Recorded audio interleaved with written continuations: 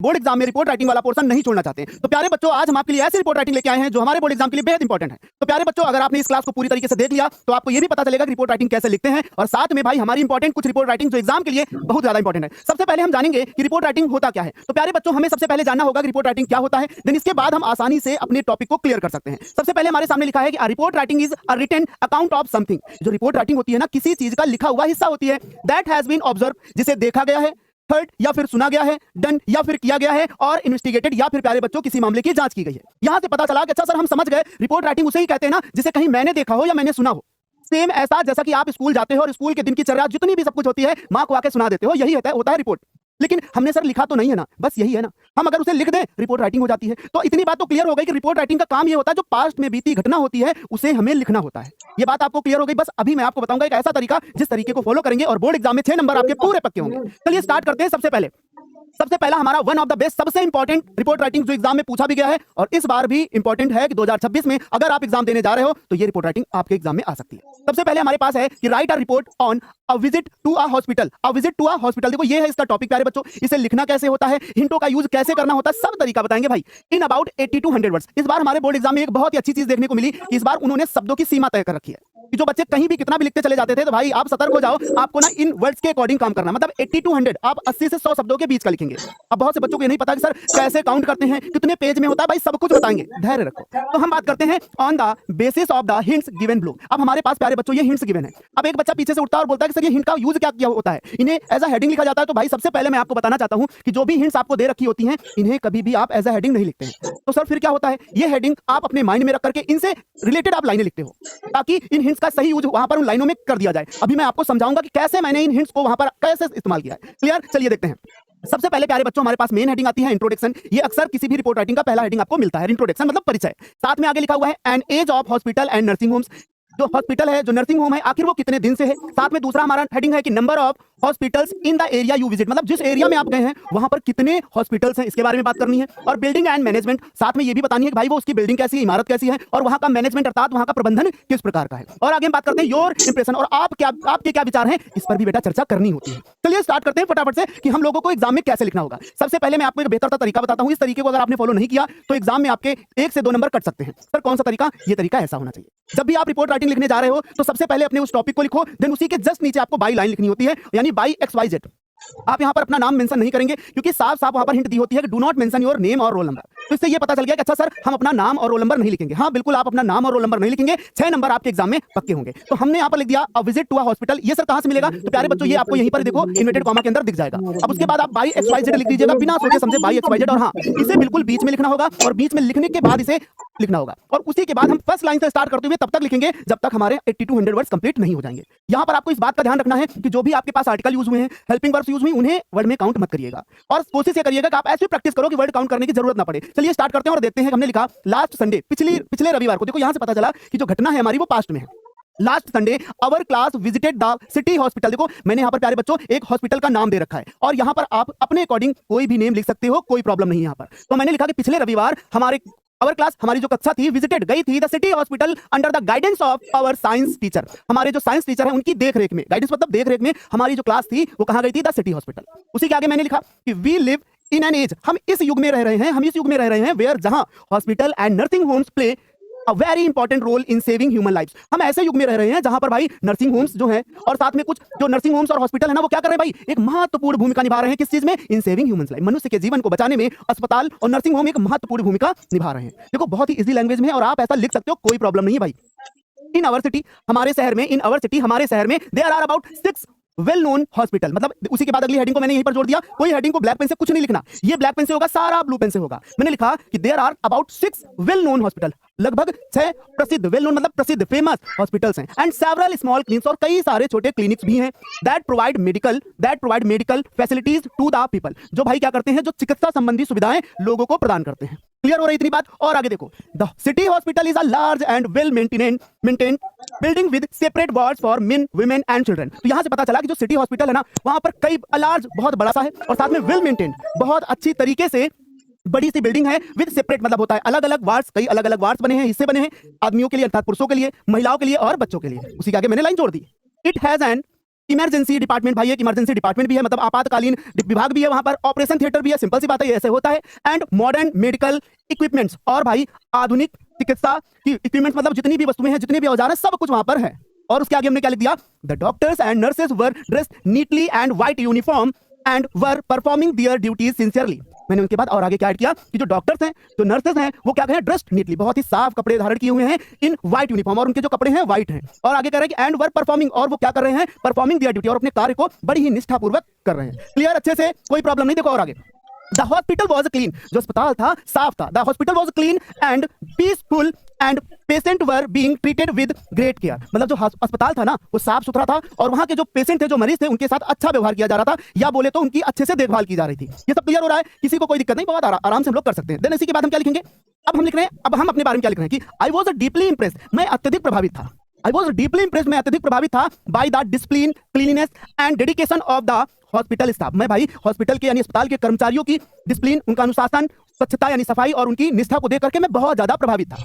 और उसके बाद द विजिट टॉट, जो विजिट थी हमारी, जो मैं गया था, वो हमें सिखाती है मुझे द इंपॉर्टेंस ऑफ हेल्थ, वो हमें क्या सिखाती है, स्वास्थ्य की महत्व को समझाती है, हाइजीन, स्वच्छता के बारे में हमें ज्ञान देती है, एंड द नोबल सर्विस, और महान कार्यों के बारे में that doctors and nurses provide to society, जो डॉक्टर और नर्स हमारे समाज को दे रहे हैं, इसकी महत्व को कौन समझाता है। अगर हम अस्पताल ना गए होते तो शायद हमें यह ज्ञान ना हुआ होता। तो शायद आपको भी एक लिखने का बेहतर तरीका पता चला कि कैसे हम रिपोर्ट राइटिंग लिख सकते हैं। You can write in your own words, आप इसे अपने शब्दों में लिख सकते हैं, कोई प्रॉब्लम नहीं। ये कोई फिक्स लाइनें नहीं कि आप यही लाइन रटो, आपको मैंने एक तरीका बताया कि आप इस तरीके से अगर फॉलो करते हो तो चीजें बेहतर तरीके से कर सकते हो। क्लियर, चलिए देखते हैं कि हमारे पास दूसरा इंपॉर्टेंट रिपोर्ट राइटिंग क्या है। तो प्यारे बच्चों, हमारे पास दूसरा इंपॉर्टेंट रिपोर्ट राइटिंग है रिपब्लिक डे, जो हमारे एग्जाम में पूछा जा चुका है, और इसका भी आने का चांस बहुत ज्यादा है। तो सारे बच्चे बहुत ही सावधानी से इसे समझने का प्रयास करेंगे, क्योंकि आप इसे आसानी से लिख सकते हो। अक्सर आपके स्कूल में ये घटना होती रहती है ना, मतलब प्रतिवर्ष होती है भाई। तो हमारे पास कुछ हिंट्स दे रखी है, जैसे स्कूल डेकोरेशन, दूसरा है flag hoisting ceremony, cultural programme, speech by the principal and others, और साथ में है डिस्ट्रीब्यूशन ऑफ स्वीट्स, यानी भाई हमें सबसे पहले स्कूल डेकोरेशन यानी स्कूल की साज सज्जा के बारे में बताना है, फ्लैग होस्टिंग के बारे में बताना है, और वहां पर कुछ सांस्कृतिक प्रोग्राम्स हुए हैं, कार्यक्रम हुए, उनके बारे में चर्चा करनी है,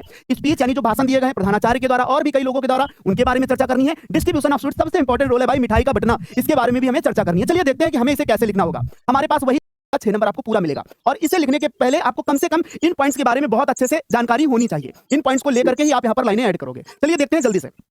Our school celebrated the 76th Republic Day on 26 जनवरी। तो प्यारे बच्चों, हम लोग ने 76 वाला तो नंबर कंप्लीट कर लिया है। तो अभी तो आपके पास एग्जाम होगा, तो एग्जाम होने से पहले ये 76 बदल के 77 हो चुका होगा, तो इसे आप 77 भी कर दोगे तो वहां पर कोई प्रॉब्लम नहीं होगी। क्लियर, अब देखो ये 26 जनवरी को कंप्लीट होता है। कैसे होता है, with great enthusiasm and patriotic spirit, भाई बड़े ही उत्साह के साथ और देशभक्ति की भावना के साथ इसे 26 जनवरी को मनाया गया। उसी के आगे लिखा हुआ है द स्कूल कैंपस, जो स्कूल का परिसर था, वॉज ब्यूटीफुली, वॉज मतलब था, ब्यूटीफुली बहुत ही अच्छी तरीके से डेकोरेटेड सजाया गया था, विद ट्री कलर फ्लैग मतलब तिरंगे वाले झंडों के साथ बड़ी ही सुंदरता से सजाया गया, बैलून्स गुब्बारों से एंड फ्लावर्स और फूलों से, मतलब स्कूल परिसर को अर्थात पूरे विद्यालय को तिरंगे वाले झंडे से, गुब्बारों से और फूलों से सजाया गया। उसी के आगे लिखा है द सेलिब्रेशन, जो सेलिब्रेशन था, जो कार्यक्रम था, the celebration began with the arrival of our principal. Celebration यानी जो हमारा समारोह था वो हमारे प्रधानाचार्य के आगमन से शुरू हुआ। बिल्कुल क्लियर है। और आगे who unfurled the national flag, जिन्होंने क्या किया, राष्ट्रीय झंडे को अनफर्ल कर दिया, फहरा दिया। ऑल द स्टूडेंट्स, सभी विद्यार्थी, एंड टीचर्स, और जो अध्यापकगण थे, stood in attention and sang the national anthem with pride, मतलब जितने भी हमारे विद्यार्थी थे, जितने भी अध्यापकगण थे, सभी एक विश्राम की पोजीशन में यानी सावधान की पोजीशन में, नॉट विश्राम, सावधान की अवस्था में खड़े होते हैं, and sang the national anthem with pride, और गर्व से अपने राष्ट्रगान को गाते हैं। फिर उसके बाद लिखा हुआ है this was followed by a cultural programme, और इसके बाद क्या होता है भाई, इसके बाद ही तो मेन काम होता है। This was followed by the cultural programme, इसके बाद सांस्कृतिक कार्यक्रम होते हैं, सांस्कृतिक कार्यक्रम होते हैं, दैट इंक्लूड, जिसमें शामिल होता है, क्या क्या शामिल होता है, पेट्रियोटिक सॉन्ग्स, कुछ भाई राष्ट्र गीत शामिल होते हैं, डांसेस यानी कुछ नृत्य भी शामिल होते हैं, एंड स्पीचेस, और कुछ भाषण भी, वही देश रंगीला रंगीला वाला भाई इसमें शामिल होता है ना। विच हाइलाइट्स, जो दिखाता है, विच हाइलाइट्स, जो दिखाता है, क्या दिखाता है, the importance of the day, मतलब उस दिन के महत्व को दर्शाता है। आपने देखा होगा जिस दिन 26 जनवरी 15 अगस्त होता है तो खुद से अंदर से भगत सिंह निकल के बाहर आ जाते हैं, चारों तरफ सिर्फ वही गाने सुनाई देते हैं, तो उस दिन के महत्व को दर्शाता है क्या, ये पेट्रियोटिक सॉन्ग्स, डांस और स्पीच। क्लियर। और आगे देखते हैं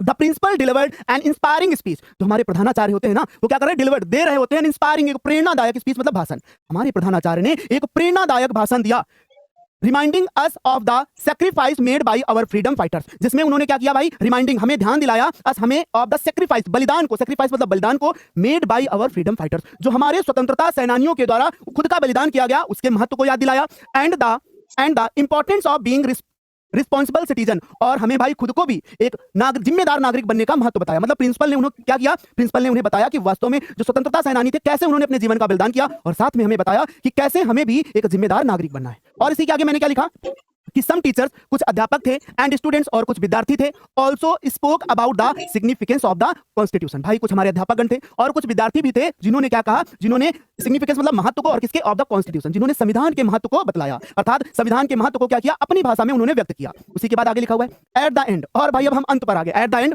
और अंत में ऑफ द सेलिब्रेशन, जैसे ही समारोह का अंत हुआ, स्वीट्स वर डिस्ट्रीब्यूटेड, भाई मिठाइयां बांट दी गई, मिठाइयां बांट दी गई among all student and staff, सभी कर्मचारियों और विद्यार्थियों के बीच मिठाइयां बांट दी गई। आगे क्या लिखा हुआ है, द इवेंट फील्ड एवरीवन, और जो ये कार्यक्रम था उसने भर दिया एवरीवन, सभी को, इस कार्यक्रम ने सभी को भर दिया with a sense of pride, मतलब गर्व से, एंड लव, और प्रेम से, फॉर अवर मदरलैंड, मतलब अपनी मातृभूमि के प्रेम और गर्व से सभी व्यक्ति क्या थे, पूरी तरीके से भरे हुए थे।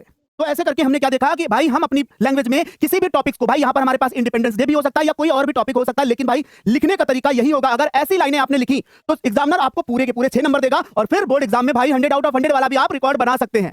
तो चलिए देखते हैं कि एक और ऐसा इंपॉर्टेंट रिपोर्ट राइटिंग जो हमारे एग्जाम में कई बार पूछा जा चुका है। तो प्यारे बच्चों, हमारे पास जो तीसरा इंपॉर्टेंट रिपोर्ट राइटिंग है जिसका नाम है अ बिजी मार्केट, एक व्यस्त बाजार, जिसमें हमें कुछ हिंट्स दे रखी हैं। क्या है हिंट्स, वो चलिए देख लेते हैं। हिंट्स में सबसे पहले दिया हुआ है कि इट्स नेम, बाजार का नाम लिखेंगे, और साथ में क्या लिखेंगे, एंड डेकोरेशन, और वहां की साज सज्जा क्या है। देन गुड्स, वहां पर कौन कौन सी सामग्रियां हैं इसके बारे में हम बात करेंगे।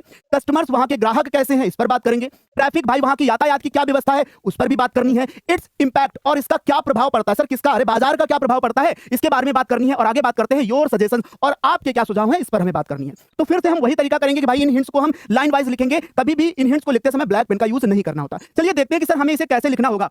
तो देखते हैं कि भाई किस तरीके से हमें अपना रिपोर्ट राइटिंग इसे तैयार करना होगा। प्यारे बच्चों, सबसे पहले हमने क्या लिखा, a busy market by XYZ। आपने इस टॉपिक को बड़े आसानी से लिखना होगा, इसमें आपको बिल्कुल भी गलती नहीं करनी है। अगर आप इसे अच्छी तरीके से लिखेंगे तो यहाँ पर एग्जामिनर आपको पूरे के पूरे भाई नंबर प्रोवाइड करेगा। 6 नंबर आपके लिए बहुत ज्यादा इंपॉर्टेंट है। क्लियर। तो अब हम बात करते हैं सबसे पहले कि हमने कैसे लिखा। The name of the market is सदर बाजार। तो भाई हमने तो सदर बाजार लिखा, आप यहाँ पर अपने आसपास की जो फेमस मार्केट है ना उसका नाम लिख सकते हो, यहाँ पर अभी कोई प्रॉब्लम नहीं होने वाली है। आगे लिखा, it is one of the busiest and most popular market in the city. यह जो है वन ऑफ द बिजीएस्ट, बड़ी ही व्यस्त, एंड मोस्ट पॉपुलर, और बड़ी ही प्रसिद्ध यानी फेमस भी है, मार्केट इन द सिटी, शहर की सबसे ज्यादा व्यस्त रहने वाली और सबसे ज्यादा फेमस मार्केट है हमारी शहर की। और आगे क्या लिखा हुआ है, the market is brightly decorated, मतलब जो भाई हमारी बाजार है ना इज ब्राइटली डेकोरेटेड, बहुत ही ज्यादा सजाई हुई है विद कलरफुल लाइट्स, भाई रंग बिरंगी लाइटों से, बैनर्स और कई सारे बैनर से, एंड अट्रैक्टिव शॉप्स डिस्प्ले, और भाई अच्छी अच्छी प्रदर्शनी वाली दुकानों से पूरी बाजार सजी हुई है। आपने देखा होगा बाजार में अलग अलग तरीकों से साज सज्जाएं दिखती हैं।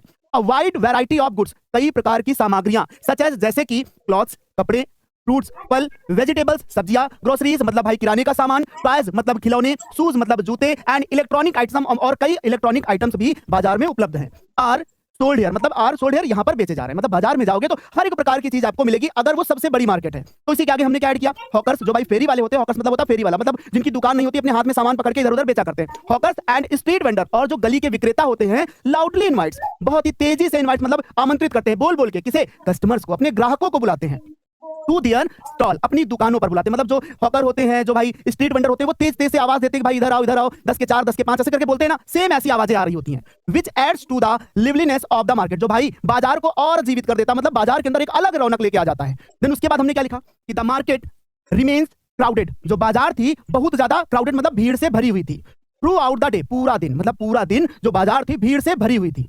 People come here for daily shopping, जो पीपल मतलब जो लोग होते हैं ना, दिन के जितने भी मतलब दैनिक चर्या में जितनी भी सामानों की जरूरत होती है उसकी खरीदारी के लिए, शॉपिंग मतलब खरीदारी के लिए, एज वेल एज साथ ही साथ फॉर फेस्टिव पर्पस, भाई जो त्योहार की खरीदारी होती है उसके लिए भी इस बाजार में लोग आ जाते हैं।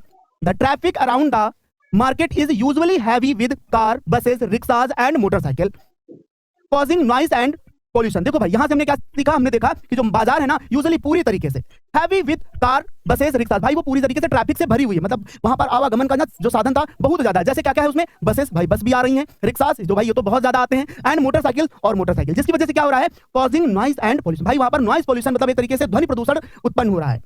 उसी के आगे हमने क्या ऐड कर दिया, दो, यद्यपि द मार्केट इज यूजफुल, यद्यपि बाजार जो थी उपयोगी थी, यट फिर भी इट नीड, इसको आवश्यकता है, क्योंकि अब हम अपने सजेशन यहां पर दे रहे हैं कि यट फिर भी इट नीड, इसको आवश्यकता है, किस बात की, बेटर ट्रैफिक कंट्रोल, भाई अच्छी तरीके से ट्रैफिक पर नियंत्रण करने की जरूरत है, प्रॉपर पार्किंग की जरूरत है, लिखा हुआ ना प्रॉपर पार्किंग फैसिलिटीज, मतलब उचित पार्किंग की भी व्यवस्था चाहिए वहां पर, एंड रेगुलर क्लीनिंग, और भाई नियमित रूप से सफाई की भी जरूरत है, आर नीडेड, आर नीडेड आवश्यकता है टू इंप्रूव सुधारने के लिए the overall condition of the market. पूरी बाजार की दशा को अगर सुधारना है तो भाई यातायात पर नियंत्रण कर लिया जाए और कुछ साफ सफाई पर ध्यान कर लिया जाए तो पूरी बाजार ना अच्छी तरीके से चमक के दिखेगी। तो इस तरीके से अगर आप क्या करेंगे, अपनी रिपोर्ट राइटिंग को एग्जाम में लिख के आते हैं तो किसी भी हालत में आपके 6 से कोई नंबर 5 नहीं कर सकता, पूरे के पूरे 6 नंबर मिलेंगे। तो हम लोग ने आज ना इंपॉर्टेंट 3 रिपोर्ट राइटिंग देखा जिसमें हमने समझा कि कैसे इन रिपोर्ट राइटिंग्स को लिखा जाता है। तो प्यारे बच्चों, अगर आपको क्लास अच्छी लगी है तो कमेंट करके जरूर बताइएगा। और हाँ, आप इस तरीके की कौन से इंपॉर्टेंट टॉपिक्स आते हैं तो